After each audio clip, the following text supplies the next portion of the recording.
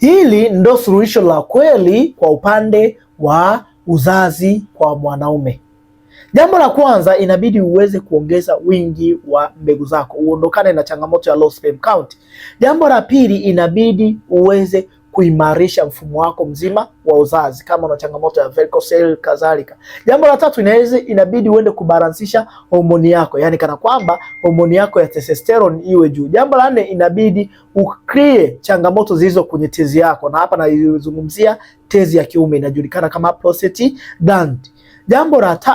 Jambo linalofuata, yapaswa uhakikishe unadili na kuondoa changamoto hiyo kwenye mfumo wa mzunguko wako wa damu. Kwa kufanya hivyo, wewe mwanaume utakuwa umerekebisha mfumo wako wa uzazi kwa mwanaume, na hapo ndipo inapokuja suluhisho kwako. Sawa, Dr. Seif Afya Point tumekuandalia package ambayo itadili na changamoto yako.